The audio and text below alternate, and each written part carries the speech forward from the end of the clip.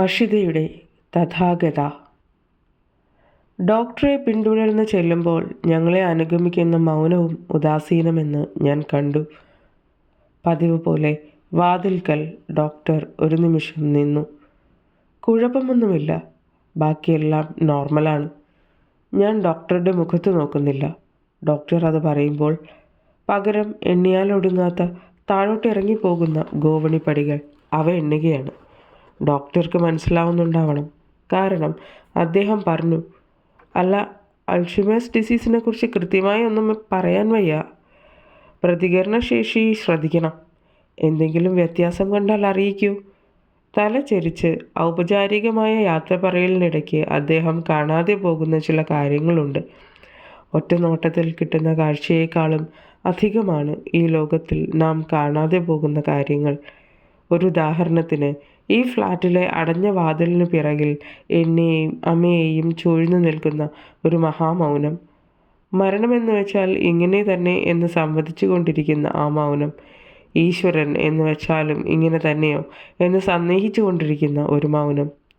അകത്തെ മുറിയിൽ അമ്മ കിടക്കുകയാണ്, ഒരു നേർരേഖ പോലെ നിശ്ചലയായി. ഞാൻ അമ്മയുടെ അടുത്തേക്ക് നടന്നു. എൻ്റെ ഓരോ കാൽവയ്പിലും അമ്മ ഇപ്പോൾ തല ചെരിച്ച് നോക്കുമെന്ന ആശ ഞെരിഞ്ഞമർന്നുകൊണ്ടിരുന്നു. ഓരോ കാൽവയ്പും അമ്മയുടെ അടച്ചിട്ട ഓർമ്മയുടെ വാതിൽക്കൽ മുട്ടി നൊമ്പരമെന്നോണം മടങ്ങി വരുന്നത് പോലെ. എൻ്റെ ഓർമ്മയാവട്ടെ ഒരു വലിയ എട്ടുകെട്ട് പോലെയും. 10-12 കുട്ടികളോടൊപ്പം സ്കൂൾ വിട്ട് ഇടവഴിയിലൂടെ ഓടി വരുമ്പോൾ അവർക്കിടയിലും എൻ്റെ കാൽപ്പെരുമാറ്റം തിരിച്ചറിഞ്ഞ് വാതിൽക്കൽ പ്രത്യക്ഷപ്പെട്ടിരുന്ന അമ്മ.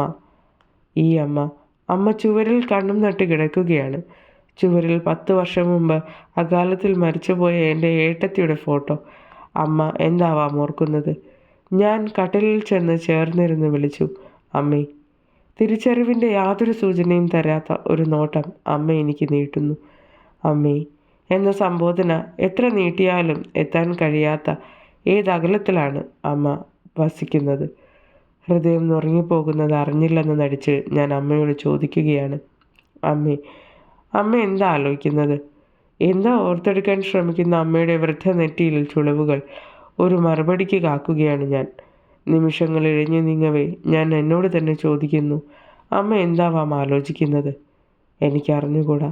എൻ്റെ ഹൃദയം മനസ്സിനോട് പറയുന്നു, അമ്മയ്ക്ക് നമ്മളെ അറിയുന്നതിൻ്റെ കോടിയിൽ ഒരംശം പോലും നമുക്ക് അമ്മയെക്കുറിച്ച് അറിഞ്ഞുകൂടല്ലോ.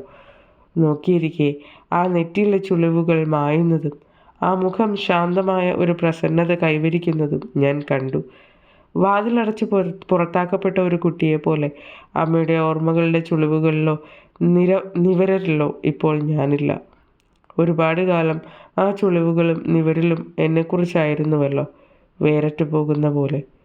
അമ്മയുടെ ഓർമ്മകളിൽ നമ്മളില്ലാതെയാകുമ്പോഴാണ് നാം മരിക്കുന്നത്. മുറിയിലെ ഫോൺ നിർത്താതെ ശബ്ദിക്കുന്നു. എടുക്കുന്നത് വരെ ഷാഢ്യം പിടിക്കുന്ന കുട്ടി കണക്കെ അങ്ങേയറ്റത്ത് ഭർത്താവും കുട്ടികളും മാറി മാറി താമസിക്കുന്നു എന്ന് മടങ്ങും. അമ്മയെ നോക്കാൻ നേഴ്സിനെ ഏർപ്പാടാക്കാത്തത് എന്താണ്? അമ്മ എന്ന് വരും? ദീപുമോനും പനിയാണ്. ഞാൻ ഫോൺ താഴ്ത്തു വയ്ക്കവേ അമ്മ പ്രസന്നമായും സ്ഫുടമായും ചോദിക്കുകയാണ്, ആരാ ഫോൺ വിളിച്ചത്? ദീപു ആണോ? അവന് സ്കൂൾ അടച്ചോ? ഞാൻ മിന്നൽ പോലെ തിരിഞ്ഞ് അമ്മയുടെ അടുത്തേക്ക് ഓടിച്ചെന്നു. ദീപു ആണമ്മേ. ദീപുവിന് അടുത്ത ആഴ്ച സ്കൂൾ. അമ്മയ്ക്ക് ദീപുവിനെ? എൻ്റെ വർത്തമാനം പാതിക്ക് വെച്ച് നിശബ്ദമാകുന്നു. അമ്മയുടെ നോട്ടം വീണ്ടും ശൂന്യമായ ജനാല പോലെയായി മാറുന്നത് ഞാൻ കാണുകയാണ്. വിചാരിക്കാത്തപ്പോൾ കയറി വന്ന് അങ്ങനെ അങ്ങ് ഇറങ്ങിപ്പോകുന്ന തഥാഗതയായി എൻ്റെ അമ്മ എന്നെ നോക്കുന്നു. എത്ര നിർമ്മമമായ നോട്ടം. ക്ലോക്കിൽ മണി 12 അടിച്ചു. ഞാൻ അമ്മയോട് പറഞ്ഞു, കണ്ണിൽ മരുന്നൊഴിക്കേണ്ട സമയമായി, കണ്ണ് കാണിക്കൂ. അമ്മ കണ്ണുകൾ ഇറുക്കി അടച്ച് വായ തുറന്നു കാണിച്ചു. ചിരിയും സങ്കടവും ഒരുമിച്ച് വന്നു. എനിക്ക് തെല്ലുറക്കെ ഞാൻ ശാസിക്കുകയാണ്, എന്താ ഇത്, കൊച്ചു കുട്ടികളെ പോലെ? കണ്ണു തുറക്കൂ. കണ്ണിൻ്റെ അടിത്തട്ടിൽ കിടന്ന് മിന്നിയിരുന്ന അമ്മയുടെ ചിരി മരുന്നിൽ കലങ്ങി മറിഞ്ഞു. മുഖം തുടച്ചുകൊണ്ട് താങ്ങിയെടുത്ത് ഞാൻ വീൽചെയറിലേക്ക് അമ്മയെ ഇരുത്തി സാവധാനം ഉന്തി നടന്നു. ഇപ്പോൾ ഞങ്ങൾ ജനാലയ്ക്കരികിലാണ്. താഴെ മൈതാനത്ത് കുട്ടികൾ പന്ത് കളിക്കുന്നു. പൊടിയും ആർപ്പുവിളികളും ഉയരുന്നു. പന്ത് ഉയരത്തിൽ പൊന്തി ഞങ്ങളുടെ ജനാലയോളം വന്ന് താഴേക്ക് പതിക്കുന്നു. എല്ലാ ശബ്ദങ്ങളും ജീവിതം തന്നെയും ഞങ്ങളുടെ ജനാലയോളം എത്തി മടങ്ങിപ്പോകുന്നുവെന്ന് എനിക്ക് തോന്നി. ജീവിതത്തിൻ്റെ എല്ലാ ശബ്ദങ്ങളിൽ നിന്നും പുറത്താക്കപ്പെട്ട അമ്മയുടെ മനസ്സിൽ നിന്നും എങ്ങനെയോ പുറന്തള്ളപ്പെട്ടു പോയ ഞാൻ അമ്മ അനുസരണയോടെ പന്തുകളിയിരുന്ന് കാണുകയാണ്. എൻ്റെ ഓർമ്മയിൽ ഇപ്പോൾ 4 മാസം മുമ്പുള്ള ഒരു സായാഹ്നം.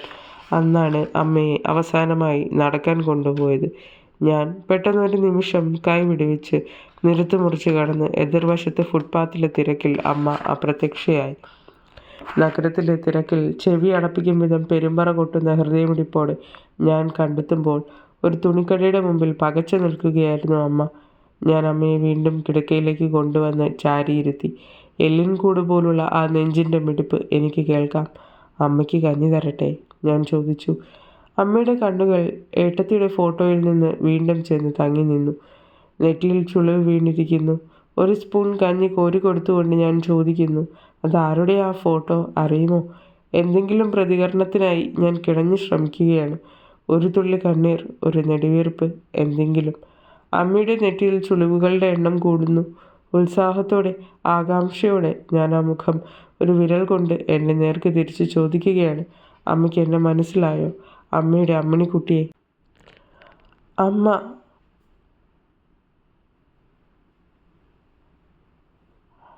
പ്രാവിൻ്റേതുപോൽ വിശുദ്ധമായ കണ്ണുകൾ കൊണ്ട് എന്നെ ഉറ്റുനോക്കിക്കൊണ്ട് കഞ്ഞി തുപ്പിക്കളഞ്ഞു. മതിയായി എന്നർത്ഥം. മുഖം തുടച്ചു കൊടുക്കുമ്പോഴും ആ നോട്ടം എൻ്റെ മുഖത്ത് തന്നെ. മെല്ലെ കിടത്തി ചിരിച്ചുകൊണ്ട് ഞാൻ ചോദിക്കുകയാണ്, എവിടെ അമ്മേ അമ്മയുടെ അമ്മിണിക്കുട്ടി? അമ്മിണിക്കുട്ടി മരിച്ചുപോയി. എൻ്റെ മുഖത്ത് നിന്ന് നോട്ടം മാറ്റാതെ ഓർമ്മകളിൽ എവിടെയോ നടന്നു മറയവേ അമ്മ പറഞ്ഞു.